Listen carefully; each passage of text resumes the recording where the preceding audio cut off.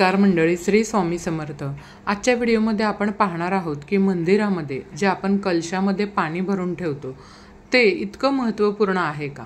तर आपण हेही जाणून घेणार आहोत की मंदिरात कलश कोणत्या धातूचा असावा, पितळेचा, तांब्याचा का काही वेगळे। अनेक लोक या संदर्भात नकळत चुका करतात आणि नंतर त्यांना पश्चाताप करावा लागतो।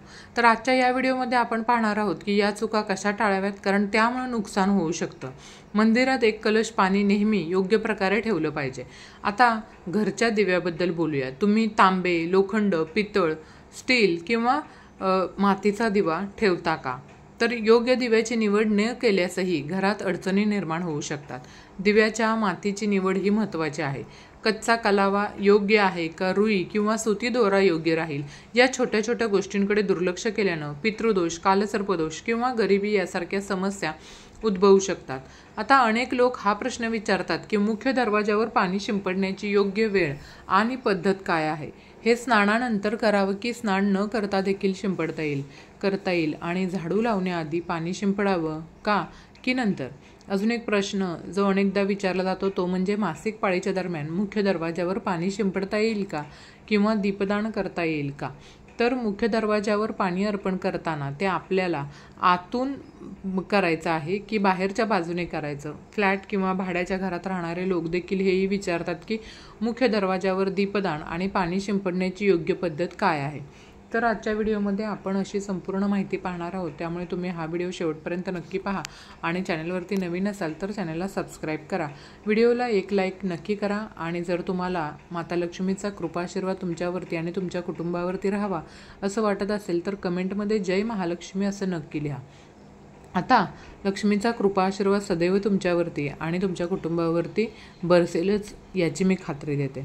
सर्वप्रथम आपण हे जाणून घेऊया की घराच्या बाहेर आणि आत दिवा लावण्याचे काय फायदे आहेत। विशेषतः घराच्या बाहेर किंवा बाहेर दिवा लावल्याने होणारे 5 मोठे फायदे तुम्हाला अचंबित करू शकतात। तर बघा, भगवंताच्या पूजेमध्ये दिवा लावण्याचं महत्त्व सर्वांना माहीत आहे। हिंदू धर्मात देशी तूप किंवा मोहरीच्या तेलाचा दिवा लावणं अत्यंत शुभ मानलं जातं। तसंच तिळाच्या तेलाचा दिवाही लावला जातो। पण भगवंतासमोर दीप लावणं केवळ पूजा करण्याचा एक प्रकार नाही, तर घराच्या आत आणि बाहेर दीप लावल्यानं अनेक प्रकारचे आपल्याला फायदे होत असतात। दिवा लावल्यानंतर केवळ सकारात्मक ऊर्जा निर्माण होत नाही, तर 5 मोठे फायदेही मिळतात। तर आपण सर्वप्रथम जाणून घेऊया की ते फायदे कोणते आहेत। तर पहिला, पृथ्वीवरील अंधकार दूर होतो। घरात दिवा लावल्याने केवळ घरातील अंधकार दूर होत नाही, तर तो नकारात्मक ऊर्जा ही घराबाहेर टाकतो। आता जिथं दिवा लावला जातो तिथं सकारात्मक ऊर्जा वास करते। स्वाभाविक आहे की जिथं सकारात्मक ऊर्जा असेल तिथं भगवंताचाही वास असतो, म्हणून संध्याकाळ होण्यापूर्वी दिवा लावणं शुभ मानलं जातं। तेलानं जळणाऱ्या दिव्याचा परिणाम तो विझल्यानंतरही अर्धा तास टिकतो, तर शुद्ध देशी तुपाचा दिवा वातावरणाला सुमारे 4 तास सकारात्मक ठेवतो। नंबर 2, दिवा लावण्याचं वैज्ञानिक लाभ। जेव्हा घरात शुद्ध तूप किंवा मोहरीच्या तेलाचा दिवा लावला जातो तेव्हा त्याच्या धुरामुळे घराच्या वातावरणात सात्विकता येते। हा धूर हानिकारक कणांना नष्ट करतो आणि वातावरण शुद्ध बनवतो। नंबर 3, सुखसमृद्धीचा वास ज्या घरात असतो, म्हणजेच भगवंतासमोर दिवा लावला जातो तिथं माता लक्ष्मीची कृपा कायम राहते। अशा घरात सुखसमृद्धीचा वास असतो। दिवा पूर्व दिशेला ठेवल्यास व्यक्तीचे दीर्घायुष्य वाढते आणि उत्तर दिशेला ठेवल्यास संपन्नता वाढते। दिवा केवळ घरातील अंधकार दूर करत नाही, तर आपल्या जीवनालाही प्रकाशाच्या दिशेने घेऊन जात असतो। नंबर 4, आजार दूर करण्यास मदत करते। घरात दिवा लावल्याने आजार आसपास फिरकत नाहीत आणि कुटुंबातील सर्व सदस्यांना आरोग्य चांगलं मिळतं। विशेषतः जर दिव्यासोबत एक लवंग जाळली गेली तर त्याचा परिणाम दुप्पट होतो।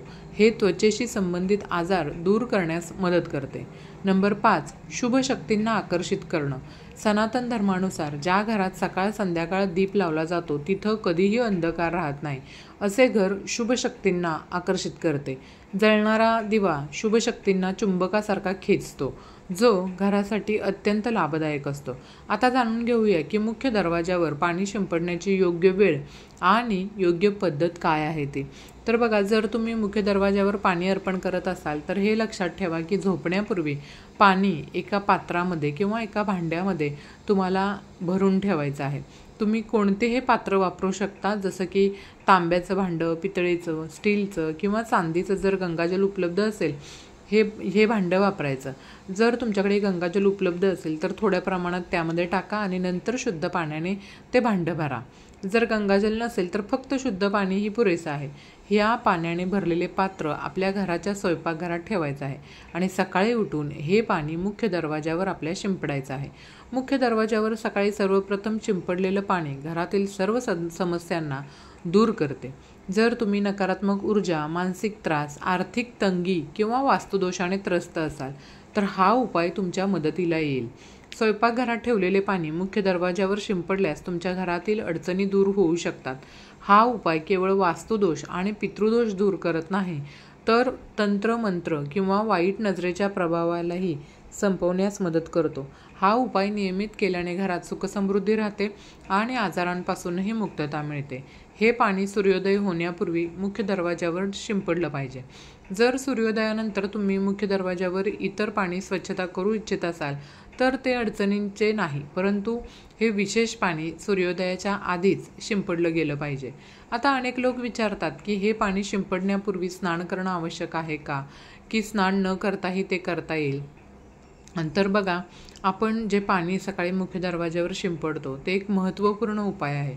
ते स्नान केल्यानंतर करणं आवश्यक नाही. सकाळी उठून लवकर सर्वप्रथम स्वयंपाकघरात जा आणि आधीच आपण जे पाणी भरून ठेवलेलं पात्र आहे ते घेऊन या. मुख्य दरवाजावर जा आणि मुख्य दरवाजा उघडा आणि हे पाणी शिंपडा. पाणी शिंपडताना आपल्याला आपल्या पितरांचं आणि माता लक्ष्मीचं स्मरण नक्की करायचं आहे. असं म्हणतात की सकाळी सकाळी माता लक्ष्मी प्रत्येक घराच्या दारावर येत असते आणि ज्या घराचे दरवाजे उघडलेले असतात आणि पाणी शिंपडलेलं असतं अशा घरामध्ये माता लक्ष्मी प्रवेश करते. पाणी शिंपडताना आपल्या मनात माता लक्ष्मीला प्रार्थना करा की हे माता लक्ष्मी, कृपया माझ्या घरात प्रवेश करा, मी तुमचं स्वागत करण्यास तयार आहे. त्यानंतर पितराचं स्मरण करा, कारण घराच्या दाराच्या उंबरठ्याला पितरांचं वासस्थान मानलं जातं. जेव्हा तुम्ही उंबरठ्यावर पाणी शिंपडता तेव्हा पित्र प्रसन्न होतात आणि त्यांचे आशीर्वाद तुम्हाला मिळतात. स्नान करणं आवश्यक नाही. तुम्ही स्नान न करताही हे कार्य करू शकता. पाणी शिंपडण्याआधी झाडू लावावा का नंतर? तर याचं उत्तर असं आहे की सकाळी उठल्यानंतर सर्वप्रथम पाणी शिंपडावं, त्यानंतर तुम्ही झाडू लावू शकता. सकाळी उठल्यावर सर्वप्रथम आपल्या हाताच्या तळव्यांकडे पहा आणि माता लक्ष्मीचं स्मरण करा. इच्छित असल्यास पुढील मंत्राचा उच्चार तुम्ही करू शकता. कराग्रे वसते लक्ष्मी, करमध्ये सरस्वती, करमूले तु गोविंदम, प्रभाते करदर्शनम. यानंतर दोन्ही हात जोडून देवी देवतांना प्रणाम करा. त्यानंतर हाताने पृथ्वीला स्पर्श करून प्रणाम करा आणि हळूवार आपले उजवे पाय जमिनीवर ठेवा, उजवा पाय, आणि मग स्वयंपाकघरात जाऊन पाणी घ्या आणि मुख्य दरवाजावर शिंपडा. पाणी शिंपडताना माता लक्ष्मी आणि पितरांचं स्मरण अवश्य करा. त्यानंतर तुम्ही घरात जाऊन आपली दिनचर्या जसे की झाडू मारणं, स्नान करणं इत्यादी कामं करू शकता. आता काही लोक विचारतात की पाणी शिंपडल्यानंतर मुख्य दरवाजाची स्वच्छता करता येईल का? तर हो, तुम्ही तसं करू शकता. आधी स्वयंपाकघरात ठेवलेलं पाणी मुख्य दरवाजावर शिंपडा. त्यानंतर अतिरिक्त पाणी घेऊन मुख्य दरवाजा चांगल्या प्रकारे झाडून किंवा पाण्याने तुम्ही धुवू शकता. तर काही लोक असं सुद्धा विचारतात की जर ते फ्लॅटमध्ये किंवा भाड्याच्या एका खोलीत राहत असतील तर पाणी शिंपडणं आणि दीपदान कुठं करावं? याचं उत्तर असं आहे की जिथे तुम्ही राहता त्या जागेच्या मुख्य दरवाजाला महत्त्व द्या. म्हणजे ज्या दरवाजावर तुमचं नाव लिहिलेलं आहे किंवा नेमप्लेट आहे तिथं पाणी शिंपडा आणि तुम्ही दीपदान करा. जर तुमच्याकडे एकच खोली असेल तर त्या खोलीच्या दरवाजाच्या मुख्य दरवाजा जो आहे तो मुख्य दरवाजा समजून तिथंच हा उपाय तुम्ही करू शकता. आता मासिक पाळीच्या काळात मुख्य दरवाजावर पाणी शिंपडता येईल का आणि दीपदान करता येईल का? पाणी शिंपडण्यासाठी मासिक पाळीचा काहीही परिणाम होत नाही. तुम्ही पाणी शिंपडू शकता, पण दीपदान हे कर्मकांड पूजेचा एक भाग आहे जो शुद्धतेशिवाय करता येत नाही. याचा अर्थ असा आहे की मासिक पाळी संपल्यानंतरच तुम्ही दीपदान करावं. त्याच्यानंतर बघा, काही लोक असं सुद्धा विचारतात की मंदिरात पाणी ठेवणं आवश्यक आहे का आणि ठेवलेलं पाणी काय करावं? तर शास्त्रानुसार घराच्या मंदिरात, देवघरामध्ये एक कलश पाणी ठेवणं खूप आवश्यक आहे. पाणी ऊर्जा साठवतं. जेव्हा तुम्ही पूजा करता, मंत्र जप करता किंवा देवाला प्रार्थना करता तेव्हा या सर्व ऊर्जेचा त्या पाण्यामध्ये समावेश होतो. याच कारणामुळं मंदिरात पाणी ठेवणं आवश्यक आहे. सकाळच्या पूजेदरम्यान एक कलश पाणी मंदिरात ठेवा आणि दिवा लावा. हे अग्नी आणि जलाच्या संतुलनाचं प्रतीक आहे. पूजेनंतर या पाण्याचा उपयोग शुभ कार्यांसाठी करा, जसं की झाडांना किंवा घरात शिंपडा. हे सकारात्मक ऊर्जा वाढवतं. तर त्याच्यानंतर बघा, सकाळच्या पूजेदरम्यान आपण मंदिरात जे पाणी ठेवतो, दुसऱ्या दिवशी जेव्हा तुम्ही पूजा करायला जाता ना, तेव्हा सर्वप्रथम त्या पाण्याचा तुम्हाला उपयोग करायचा आहे. तुम्ही संपूर्ण घरात त्या पाण्याचा शिंपडाव करू शकता. म्हणजे ते पाणी तुमच्या घरामध्ये घराला शुद्ध करतं, कारण ते सकारात्मक ऊर्जेनं भरलेलं असतं. त्यामुळे अनेक रोग दूर होतात आणि घरात नकारात्मक ऊर्जेचा प्रवेश होत नाही. जर तुम्ही नियमितपणे या पाण्याचा शिंपडत असाल तर तुमच्या घरातील समस्या हळूहळू संपतात. काही वेळा बघा, लोक असेही तक्रार करतात की औषध प्रभावी ठरत नाही. अशा परिस्थितीत जर औषधासोबतच रुग्णाला या पाण्याला पिण्यास दिले तर औषध लवकर परिणाम करू लागतात. याचप्रमाणे जर कुटुंबात सतत वाद किंवा भांडण होत असतील तर कुटुंबातील सर्व सदस्य हे पाणी थोडं थोडं पिऊ शकतात. त्यामुळे हळूहळू सकारात्मक विचारांचा प्रवाह सुरू होतो आणि घरात शांती आणि सामंजस्य निर्माण होतं. जर तुमचा कोणताही व्यवसाय असेल किंवा दुकान असेल तर या पाण्याचा थोडासा शिंपडाव तुम्ही त्या ठिकाणीही करू शकता. हे तुमच्या व्यवसायाला यशस्वी बनवते आणि कोणत्याही अडचणीपासून वाचवते, कारण हे पाणी अत्यंत सकारात्मक ऊर्जेनं भरलेलं असतं. आता समजून घेऊया की मंदिरात पाणी का ठेवलं जातं. पाणी हे अमृत मानलं जातं आणि ते देवी देवतांसाठी विशेष महत्त्वाचं असतं.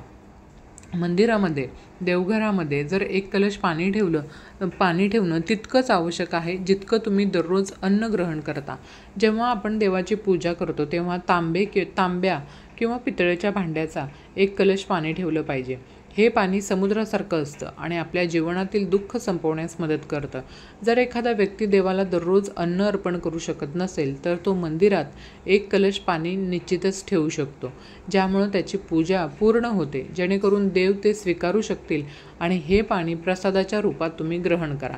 पण लक्षात ठेवा, मंदिरात ठेवलेले पाणी कधीही तुळशीला अर्पण करू नये, कारण हे पाणी सर्व देवी देवतांनी स्वीकारलेलं असतं. होय, जर तुमच्या घरी बाळकृष्ण किंवा राधाकृष्ण असतील आणि तुम्ही त्यांच्यासाठी एक कलश पाणी अर्पण करत असाल तर ते तुम्ही दुसऱ्या दिवशी म्हणजे सकाळी ते पाणी तुळशीला अर्पण करू शकता. मंदिरात ठेवलेले पाणी दुसऱ्या दिवशी म्हणजे सकाळी आपले डोळे धुण्यासाठी वापरावं. त्यामुळं डोळ्यांची दृष्टी सुधारते आणि डोळ्यांचे आजारसुद्धा दूर होतात. शास्त्रानुसार जे लोक मंदिरात एक कलश पाणी भरून ठेवत नाहीत त्यांच्या घरामध्ये अकाळ पडतो असं मानलं जातं. घराची परिस्थिती बिघडते, कुटुंबात संकट येतात आणि गरिबीला सामोरं जावं लागतं. तुम्ही इच्छित असल्यास एक कलश पाण्यात फूल वगैरे घालून निश्चितच ठेवू शकता, जे खूप शुभ मानलं जातं. मंदिरात ठेवलेल्या पाण्याचा आणखीन एक उपयोग तो म्हणजे ते घराच्या स्वयंपाकासाठी किंवा पिण्यासाठी वापरलं जाऊ शकतं. पण हे पाणी तेव्हाच वापरावं जेव्हा तुमच्या घरी सात्विक अन्न शिजवलं जात असेल. जर कांदा लसूण याचा वापर होत असेल तर या पाण्याचा वापर स्वयंपाकासाठी तुम्ही करू नये. हे पाणी कुटुंबातील सर्व सदस्य थोड्या प्रमाणात पिऊ शकतात आणि उरलेलं पाणी तुम्ही घरातील झाडांना घालू शकता. हे पाणी व्यर्थ जात नाही. याचा अनेक उपयोग, जर आपण योग्य प्रकारे याचा उपयोग केला ना तर हे आपल्या जीवनातील अडचणी सोडवू शकतं. मंत्रांनी अभिमंत्रित केलेलं पाणी खूप शक्तिशाली असतं.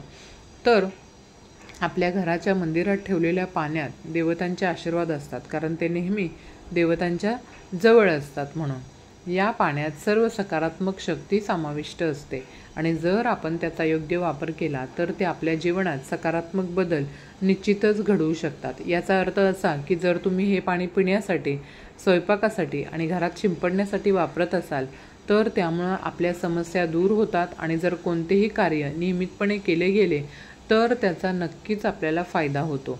कधी केल्याने त्याचा परिणाम लगेच दिसणार नाही, पण जर तुम्ही नियमित केलं तर रोज या पाण्याने घरात शिंपडाव करायचा असेल तर प्रत्येक घरातील सदस्याला थोडे थोडे पाणी प्यायला द्यायचं आहे.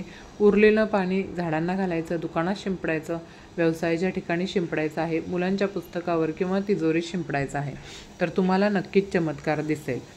तर अशा प्रकारे जे स्वयंपाकघरात ठेवलेलं पाणी असतं त्याचे काही थेंब तुम्ही तुमच्या घराच्या मुख्य दरवाजावर टाका आणि त्याचा फायदा तुम्हाला लवकरच दिसून येईल. पण हे आपल्या दिनचर्येत समाविष्ट करावे लागेल आणि दररोज नित्यनियमाने हे कार्य करावं लागेल, तेव्हाच त्याचा पूर्ण लाभ मिळेल. अनेक लोक विचारतात की मंदिरात ठेवलेलं पाणी दुसऱ्या दिवशी घेतलं असता त्यामध्ये कधी घाण कचरा पडलेला असतो. जर आपण त्यावर झाकण ठेवू शकतो का? तर हो, तुम्ही पूजेनंतर त्याला प्लेट किंवा एखाद्या झाकणानं झाकून ठेवू शकता. जेव्हा तुम्ही दुसऱ्या दिवशी हे पाणी उचलाल तेव्हा ते पूर्णपणे शुद्ध आणि स्वच्छ असेल. तुम्ही या पाण्याचा कोणत्याही कार्यासाठी वापर निश्चितच करू शकता. जेव्हा तुम्ही घराच्या मुख्य दरवाजावर पाणी शिंपडता तेव्हा गणपती बाप्पांचं ओम गंग गणपते नमः हे मंत्र नक्की बोला आणि जसं आम्ही तुम्हाला व्हिडिओमध्ये सांगितलं आहे त्याप्रमाणे समजून घेऊन आपल्या घराच्या मुख्य दारावर पाणी शिंपडा.